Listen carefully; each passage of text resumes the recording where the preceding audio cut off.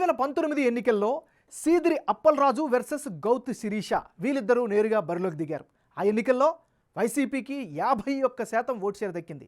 తెలుగుదేశం పార్టీకి 40%, జనసేనకు 4%, ఇతరులకు 5% ఓట్లయితే 2019లో వచ్చాయి. అంటే 2019 ఏపీ అసెంబ్లీ ఎన్నికల్లో పలాసలో వైసీపీ టికెట్పై సీదిరి అప్పలరాజు పోటీ చేయగా టీడీపీ నుంచి గౌతు శిరీష బరిలో నిలిచారు. టీడీపీకి స్ట్రాంగ్ హోల్డ్ అయిన పలాసలో వైఎస్ఆర్ కాంగ్రెస్ పార్టీ అభ్యర్థి సీదిరి అప్పలరాజు పోటీ చేసి గెలిచారు.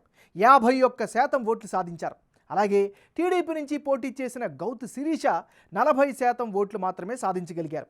ఇక్కడ జనసేన అభ్యర్థి 4% ఓట్లు తెచ్చుకున్నారు. అయితే రాష్ట్ర వ్యాప్తంగా జగన్ హవా, ఫ్యాన్ గాలి బలంగా వీయడంతో పలాసలో వైసీపీ గెలిచింది. ఇప్పుడు మరి రాబోయే ఎన్నికల్లోనూ వీరిద్దరి మధ్యే ప్రధానంగా పోరు ఉండే అవకాశాలు కనిపిస్తున్నాయి. వైసీపీ టీడీపీ మధ్య ద్విముఖ పోరు ఖరారు ఖాయంగా కనిపిస్తోంది. మరి వచ్చే ఎన్నికల్లో పార్టీలు, అభ్యర్థుల ప్రభావం పలాస సెగ్మెంట్లో ఎలా ఉంది? ప్రజల స్పందన ఏమిటి? Big TV exclusive detailed election సర్వేలో వెల్లడైన అభిప్రాయాలను ఇప్పుడు పరిశీలిద్దాం. ముందుగా సీదిరి అప్పలరాజు. ఈసారి అప్పలరాజుకు కలిసి వచ్చేటటువంటి అంశాలేంటి? ముందుగా వైఎస్ జగన్ ఆశీస్సులు ఉండడమే ప్రధానమైనటువంటి పొలిటికల్గా కలిసి వచ్చేటువంటి ఫ్యాక్టర్. ఇక బీసీ కళింగ కమ్యూనిటీకి సంబంధించినటువంటి బలమైన సపోర్ట్ కూడా ఈయనకి దక్కే అవకాశాలు కనిపిస్తున్నాయి. ఆరోగ్య సమస్యలు ఉన్న వారికి ఆర్థిక సాయాలు చేశారు. ఇది వ్యక్తిగతంగా కూడా ఆయన్ని ఇమేజ్ని బిల్డప్ చేసింది. ఇవన్నీ కూడా ఈయనకి సంబంధించినంత వరకు ఉండే ప్లస్లు. మరి సీదిరి అప్పలరాజుకు ఉండే మైనస్ పాయింట్స్ ఏంటి? ప్రజలతో సరైనటువంటి సమన్వయం మాత్రం నెరపకపోవడమే ప్రధానమైనటువంటి మైనస్గా చెప్పుకోవచ్చు. మరోవైపు జీడిపప్పు రైతులకు సరైన మద్దతు ధర కల్పించలేకపోవడం కూడా ఈసారి ఎన్నికల్లో మైనస్ అయ్యే అవకాశం కనిపిస్తుంది. వంశధార లిఫ్ట్ ఇరిగేషన్ నుంచి చివరి దాకా సాగు నీరు అందిస్తామని చెప్పారు, కానీ అందించలేకపోయారు. ఇది కూడా ప్రధానమైనటువంటి మైనస్గా చెప్పుకోవచ్చు. ఇది అప్పలరాజుకి సంబంధించినంత వరకు ఉండే పాజిటివ్స్, నెగిటివ్స్. తెలుగుదేశం పార్టీ నాయకురాలు గౌతు శిరీష. మరి గౌతు శిరీషకు అనుకూలమైనటువంటి ఫ్యాక్టర్స్ ఏంటో పరిశీలిస్తే తెలుగుదేశం పార్టీ సంప్రదాయ ఓటర్లు బలమైనటువంటి మద్దతుగా నిలుస్తున్నారు. ఇది ఆమెకు ప్రధానమైనటువంటి పాజిటివ్గా చెప్పుకోవచ్చు. మరోవైపు తండ్రి సుదీర్ఘ రాజకీయ వారసత్వం కూడా ఆమెకి ఖచ్చితంగా పాజిటివ్ ఫ్యాక్టర్గా చెప్పుకోవచ్చు.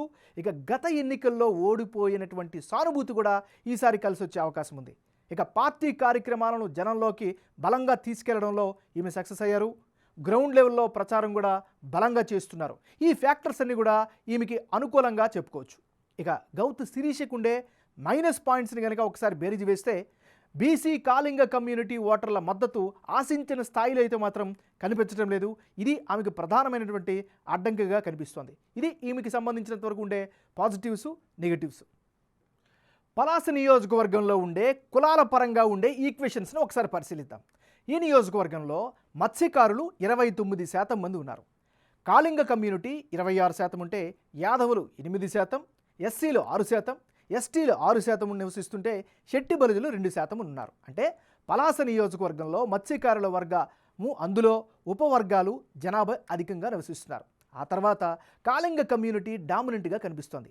మరి పలాసలో పోటీ చేసే అభ్యర్థులు పార్టీల వారీగా వివిధ సామాజిక వర్గాల అభిప్రాయం ఎలా ఉంది?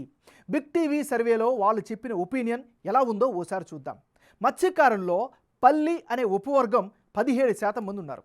వడబలిజ వర్గానికి చెందిన వారు 10% మంది ఉన్నారు. జాలారి వర్గానికి చెందిన వారు 2% మంది ఉన్నారు. వీరంతా కలిపి టీడీపీకి 35% సపోర్టుగా ఉంటామని చెబుతున్నారు. అదే సమయంలో జనసేనకు 60% మంది మద్దతుగా ఉంది. కేవలం 5% మంది మాత్రమే వైసీపీకి అనుకూలంగా కనిపిస్తున్నారు. ఇక కాళింగ కమ్యూనిటీలో 60% మంది టీడీపీకి, 35% జనసేనకు, 5% వైసీపీకి మద్దతుగా ఉంటామని బిగ్ టీవీ సర్వేలో తమ అభిప్రాయంగా చెప్పారు. అటు యాదవ వర్గంలో టీడీపీకి 50%, జనసేనకు 45%, వైసీపీకి 5% సపోర్ట్ ఇస్తామని చెబుతున్నారు.